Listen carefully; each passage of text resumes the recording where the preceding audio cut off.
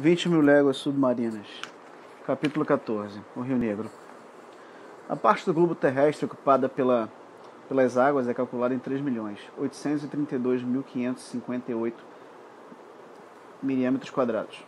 Isto é, mais de 38 milhões de hectares. Essa massa líquida monta a 2 bilhões e 250 milhões de milhas cúbicas e formaria esfera com um diâmetro de 60 léguas, cujo peso alcançaria 3 quintilhões de toneladas. Para fazermos ideia desse número, é bom lembrarmos que o quintilhão está para o bilhão, assim como este está para a unidade. Isto é, há tantos bilhões em um quintilhão quantas são as unidades de um bilhão. Ora, essa massa líquida é aproximadamente igual à quantidade de água que veríamos todos os rios da Terra em período de 40 mil anos. No transcurso das épocas geológicas, ao período do fogo, sucedeu o período da água. Inicialmente, o oceano cobriu todo o universo. Em seguida, pouco a pouco, na era siluriana, apareceram picos de montanhas e emergiram ilhas. Estas foram cobertas por dilúvios parciais. Reapareceram, soldaram-se entre si, formaram continentes. E, afinal, as terras fixaram-se geograficamente sob o aspecto atual. O elemento sólido acabou por conquistar sobre o elemento líquido 37.657 milhas quadradas, ou seja, 12 bilhões, 916 milhões de hectares. A configuração dos continentes permite a divisão das águas em 5 grandes porções: o Oceano Glacial Ártico, o Oceano Glacial Atlântico, o Oceano Índico, o Oceano Atlântico e o Oceano Pacífico. O Oceano Pacífico está limitado ao norte e ao sul pelos 2 círculos polares, a oeste pela Ásia e a leste pela América, em uma das extensões de 145 graus de longitude. É o mais calmo dos mares. As suas correntes são largas e lentas, as marés medíocres, as chuvas abundantes. Assim é o oceano que o destino me chamou para percorrer nas mais estranhas condições. Professor, disse-me o capitão Nemo, se dá licença, vamos determinar com exatidão a nossa posição e marcar o ponto de partida de nossa viagem. É 1/4 para o meio-dia. Vamos voltar à superfície das águas. Em seguida, apertou 3 vezes o botão de uma campainha elétrica. As bombas começaram a expelir água dos reservatórios. O ponteiro de manômetro indicou que diferentes pressões o momento ascensional do Náutilo. Por fim, parou. Chegamos, disse o capitão. Dirigi-me à escada central que levava à plataforma. Subi os degraus de metal e pela escotilha aberta alcancei a parte superior do submarino. A plataforma media apenas 80 centímetros. A proa e a popa do Nautilus tinham a disposição fusiforme que tornava parecido com um comprimido charuto.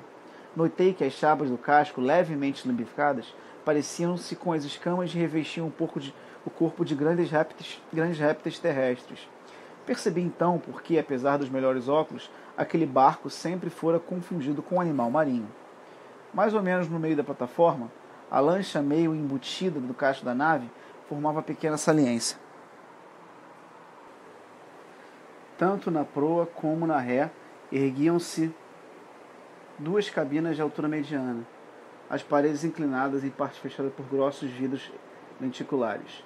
Uma era destinada ao timoneiro, que dirigia o Nautilus. Na outra, brilhava possante farol elétrico, que iluminava a rota. O mar estava sereno, o céu sem uma nuvem. O comprido barco mal acusava as ondulações do oceano. Leve brisa de leste enrugava as águas. O horizonte, sem nuvens, prestava-se às observações perfeitas. Nada havia à vista, nem uma ilhota, nem sequer simples cachopo. Singrávamos a imensidade deserta. O capitão Nemo tomou a altura do sol com um sextante que lhe daria a latitude. Esperou durante alguns minutos que o astro viesse tocar a linha do horizonte. Durante a observação, não tremeu um só dos seus músculos. O instrumento não permanecia mais imóvel em uma mão de mármore. "Meio-dia!" exclamou o professor. Professor, quando quiser, lancei um último olhar sobre aquele mar amarelento dos arredores do Japão e desci para o salão. Lá, o capitão fez o ponto e calculou cronologicamente a longitude, que comparou com observações anteriores dos ângulos horários. Depois disse-me: Estamos a 137 graus e 15 minutos de longitude oeste.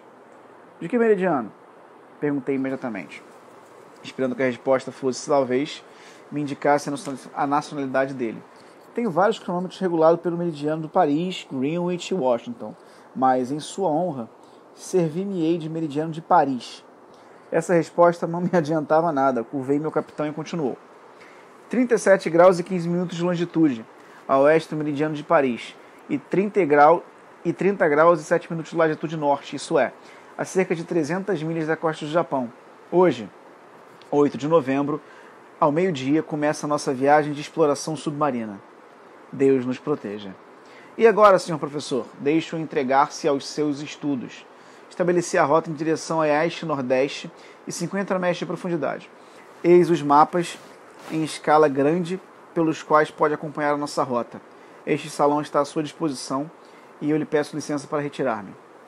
Cumprimentou-me e saiu. Eu fiquei sozinho, absoluto em meus pensamentos.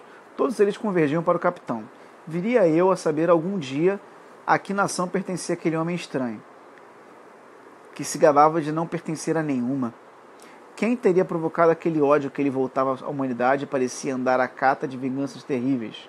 Seria Nemo algum sábio desconhecido, moderno Galileu, ou seria algum cientista cuja carreira política cortara?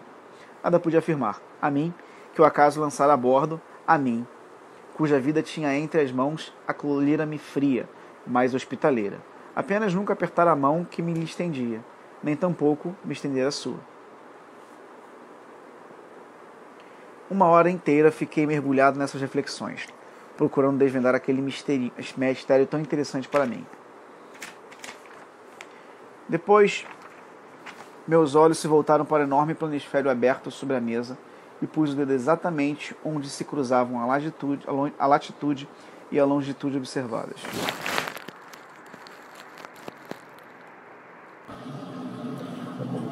O mar, da mesma forma que os continentes, também em seus rios são correntes especiais reconhecíveis pela temperatura e pela cor, a mais notável das quais é a corrente do Golfo, chamada em inglês Gulf Stream. A ciência determinou a direção das 5 correntes principais. A primeira, o Atlântico Norte, a segunda, no Atlântico Sul, e a terceira, no Pacífico Norte, a quarta, no Pacífico Sul, e a quinta, no sul do Oceano Índico. É mesmo provável que tenha existido antigamente 6ª corrente ao norte do Oceano Índico, na época em que os mares Cáspio e Aral, unidos ainda aos grandes lagos da Ásia Central, formavam um só oceano. Ora, no ponto indicado pelo capitão no planisfério, fluía uma dessas correntes, o Rio Negro, que, saindo do Golfo de Bengala, onde aquecem os raios perpendiculares dos sóis trópicos, atravessava o Estreito da Malaca, perlonga no litoral da Ásia, descreve a curva do Pacífico Norte e alcança as ilhas Aleutas, arrastando troncos de canfoneiras e outros produtos indígenas e cortando com o azul imaculado de suas águas cálidas as ondas do oceano. Era esta corrente que o Nautilus estava percorrendo. Eu a segui com o olhar sobre o planisfério, vendo-o perder-se na imensidão do Pacífico, e senti arrastado por ela, quando Ned Land e Conselho surgiram na porta do salão. Os meus bons companheiros ficaram estatelados diante das maravilhas ali amoltadas. Onde estamos? Onde estamos? Exclamou o canadense. No Museu de Quequebe. Com sua licença, replicou o Conselho. Parece que estamos no Museu de Paris. Meus amigos, respondi convidando-os a entrar. Vocês nem estão no Canadá nem na França, mas a bordo do Nautilus e a 50 metros abaixo do nível do mar. Acredito, porque é o senhor quem o afirma, replicou o Conselho. Mas, francamente, este salão é capaz de provocar assombro até em um flamenco, como eu. Assombra-te à vontade e observa, porque um classificador como tu tem muito trabalho aqui. Não era preciso incitar Conselho. O bom rapaz, debruçado sobre as vitrinas, já sussurrava alguns termos de língua dos naturalistas, classe dos gastrópodes, famílias do bucinoides, gêneros das porcelanas, espécie... Durante esse tempo, Ned Land, que nada tinha de conquilólogo, interrogava-me sobre a minha entrevista com o Capitão Nemo. Tinha eu descoberto quem era ele, aonde ia, a que profundidade nos arrastava? Enfim, 1000 perguntas a que eu não tinha sequer tempo de responder. Contei-lhe o que sabia, ou melhor, o que não sabia, e perguntei-lhe o que tinha visto ou ouvido. Nada vi e nada ouvi, nem ao menos a tripulação. Será que também ela é elétrica? É elétrica? Se não é, parece. Mas, professor, perguntou Ned, que continuava pegado à ideia da fuga, não pode o senhor informar-me quantos homens existem a bordo? 10, 20, 50, 100? Não sei responder, mestre Land. Ou melhor, porém, no momento é abandonar essa ideia de apoderar-se do Nautilus ou de fugir. Esse barco é uma das obras-primas da indústria moderna e eu lamentaria tê-lo visto.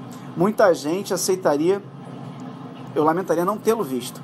E muita gente aceitaria de bom grado a nossa situação, nem que fosse apenas para passear através dessas maravilhas. Portanto, sossegue e tratemos de observar o que se passa em volta de nós. Ver? Nessa prisão de aço nada se verá. Nós navegamos às cegas. Ned pronunciava essas últimas palavras quando subitamente mergulhamos em absoluta escuridão. O teto luminoso apagou-se tão repentinamente que meus olhos sofreram uma sensação dolorosa, semelhante a que se produz no caso contrário, quando passamos de trevas profundas à claridade imensa. Permanecemos mudos e imóveis, sem saber que surpresa agradável ou desagradável nos esperava. Um deslizamento se fez ouvir. Dir-se-ia estavam abrindo alguma escotilha dos lados do Nautilus. Chegamos ao fim, disse o canadense. Ordem das hidromedusas, murmurou o conselho. De repente, a luz jorrou de cada lado do salão, através de duas aberturas ovais. As massas líquidas surgiram fartamente iluminadas por influências elétricas. Duas placas de cristal nos separavam do mar. A princípio, estremecia ao considerar que aquelas frágeis paredes podiam partir-se, mas logo descobri que fortes suportes de cobre as protegia e davam-lhe resistência quase infinita. Descortinava-se distintamente o mar, em um raio de 10.000 metros em volta do Nautilus. Que espetáculo! Que pena poderia descrevê-lo. Queria ser capaz de pintar os efeitos de luz através daquelas massas transparentes e sua suavidade e suas sucessivas gradações até as camadas inferiores e as camadas superiores do oceano. Todos conheciam a difaneidade do mar. Todos sabem que sua transparência ultrapassa a da água da fonte. As próprias substâncias minerais e orgânicas que ela tem em suspensão aumentam-lhe a transparência. Em certas regiões do oceano, 145 metros de água deixam ver a areia do fundo com nitidez surpreendente, e a força de penetração dos raios solares só parece cessar à profundidade de 300 metros. No meio fluido que percorria o Nautilus, entretanto, o clarão elétrico produzia-se no próprio seio das ondas. Já não era água luminosa, era luz líquida. A escuridão do salão realçava essa claridade do exterior e nós contemplávamos o mar, como se aquele cristal puríssimo fosse a vidraça de imenso aquário. O Nautilus parecia imóvel, porque faltava ponto de referência. Às vezes, entretanto, as esteiras líquidas traçadas pelo esporão corriam diante dos nossos olhos com velocidade fantástica. Deslumbrados, apoiávamos-nos sobre os cotovelos em frente àquelas vitrinas e nenhuma rompera ainda aquele silêncio de estupefação, quando o conselho observou. O amigo Ned queria ver. Bom, agora está vendo. Espantoso, espantoso, gaguejava o canadense que, esquecendo o seu rancor e seus projetos de evasão, sofria os efeitos daquela atração irresistível. Veria até de mais longe, só para apreciar semelhante espetáculo. Agora compreendo a vida desse homem, exclamei extremando o meu entusiasmo. Criou ele, só para si, um mundo que lhe pertence e para ele reserva as mais espantosas maravilhas. Mas onde andam os peixes? Observou o canadense. Não vejo nenhum peixe. Que lhe importa isso, amigo Ned? Se você não os conhece, gracejou o conselho. Eu? Um pescador? Sobre o assunto travou-se discussão entre os dois amigos, porque ambos conheciam peixes, mas cada qual ao seu modo. Todos sabem que os peixes constituem a quarta última classe do ramo dos vertebrados e foram assim definidos vertebrados de dupla circulação e sangue frio, que vivem na água e respiram por meio de guelras. Compreendem duas espécies distintas. A dos peixes ósseos, cuja espinha dorsal é formada por vértebras ósseas, e a dos peixes cartilaginosos, aqueles cuja espinha dorsal é constituída por vértebras cartilaginosas. Talvez o canadense conhecesse essa situação, mas o conhecimento do conselho era bastante mais extenso, e agora, que se tornava amigo de Ned, não podia admitir que fosse menos instruído do que ele. Amigo Ned, você é um destruidor de peixes, um ótimo pescador. Já pescou grandes números desses interessantes animais, mas sou capaz de apostar que você ignora como se classificam. Ao contrário, respondeu o arpoador, conheço perfeitamente a classificação dos peixes. Dividem-se em peixes comestíveis e peixes não comestíveis. Eis uma classificação de guloso. Diga-me, porém, se conhece a distinção entre peixes ósseos e peixes cartilaginosos? Talvez conheça. E a subdivisão dessas duas grandes classes? Nem sei se existe. Pois bem, escute e aprenda. Os peixes ósseos subdividem-se em 6 ordens. Primeira, a dos acantopterídeos, cuja mandíbula superior é inteiriça, móvel, e cujas brânquias são parecidas com as de um pente. Esta ordem compreende 15 famílias, isto é, as 3/4 partes dos peixes conhecidos, tipo a perca comum. Muito boa para comer, comentou o canadense. Segunda, os abdominais, que têm as barbatanas ventrais presas por baixo do abdômen e atrás dos peitorais, sem ficarem presas aos ossos de espádua. Esta ordem compreende 5 famílias, que abrangem a maior parte dos peixes de água doce, tipo a carpa, o lúcio. Qual? Exclamou Ned Land com algum desdém. Peixe de água doce. Terceira, continuou o conselho, os subraquianos, cujas barbatanas ventrais são presas por baixo dos peitorais e suspensas aos ossos de espádua. Essa ordem compreende 4 famílias, tipo sólias, linguados, rodavalhos. Excelente, gritava o arpoador, que teimava que só considerava os peixes de ponto de vista alimentar. Quarta, prosseguiu o conselho, sem escabular-se, os ápodes, de corpo alongado, desprovidos de barbatanas ventrais e recobertos com pele grossa, muito vezes pegajosa. Ordem que se compõe apenas de uma família, tipo a enguia, o guimoto. Medíocre, sentenciou Ned. Quinta, os lofobrânquios, que têm mandíbulas inteiriças e livres, mas cujas guelras são formadas por pequenas borlas dispostas ao pares, ao longo dos arcos bronquiais. Também esta ordem conta apenas uma família, tipo hipocampos. Mal. Sexta, enfim, os pectógnatos, cujo osso maxilar, que é um travesseiro firmemente cravado no lado intermaxilar que forma a mandíbula e cuja arcada palatina insere-se por sutura no crânio, o que o torna imóvel. Ordem a que faltam verdadeiras ventrais e se compõem de 2 famílias, tipo tetrarodontes e peixes-lua, bons para desonrar uma panela. Compreendeu, amigo Ned? Não entendi absolutamente nada, entretanto pode continuar, porque acho isso muito divertido. Quanto aos peixes cartilaginosos, continuou o imperturbável conselho, compreendem apenas 3 ordens. Tanto melhor. Primeiro, os ciclóstomos, cujas mandíbulas se soldam, formando anel móvel e cujas guelras se abrem em numerosos orifícios. A ordem compreende apenas uma família, tipo a lampreia, só para os que gostam. Segundo, os seláquios, com guelras semelhantes à dos ciclóstomos, mas cuja mandíbula inferior é móvel. Essa ordem que é a mais importante da classe, abrange 2 famílias, tipo a raia e os esqualos. Essa não, protestou Ned. Raias e tubarões na mesma ordem? Pois bem, amigo conselho, para bem das raias, não aconselho aproximar de uma família da outra. Terceiro, os esturídeos, cujas brancas são abertas ordinariamente por uma só fenda, protegida por um opérculo. A ordem compreende a 4 gêneros, tipo o esturjão. Ah, amigo conselho, guardou o melhor para o fim. Pelo menos na minha opinião. Acabou? Quanto às ordens, sim. Mas note que ainda não sabemos nada quanto conhecemos apenas isso, porque as famílias se subdividem em gêneros, subgêneros, espécies, variedades. Pois bem, amigo conselho, disse o canadense inclinando-se para a vidraça. Eis as variedades que passam. É verdade. Peixes. Parece que estamos à frente de um aquário.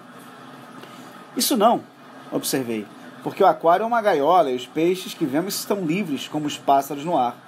Muito bem, conselho. Agora diga o nome dos peixes que vê, incitava Ned Land. Não sou capaz de reconhecê-los, mas meu patrão não terá dificuldade em fazê-los. Efetivamente, meu criado, embora tivesse a mania das classificações, não era um naturalista e talvez não fosse capaz de distinguir um atum de um bonito. Em uma palavra, era o contrário do canadense, que reconhecia todos aqueles peixes sem qualquer hesitação. Se Ned e conselhos se somassem seus conhecimentos, formariam um competente naturalista. Naquele momento, um cardume de balistas de corpo achatado, pele granulosa, armado de agulhão dorsal, divertiam-se ao redor do Náutilo e agitavam as 4 fileiras de espinhos que lhes cheriçavam cada lado da cauda. A pele daqueles animais era admirável, dorso cinzento, barriga branca, com manchas douradas que cintilavam-se no escuro moinho das vagas. Entre elas ondulavam raias, com toalhas açoitadas pelo vento.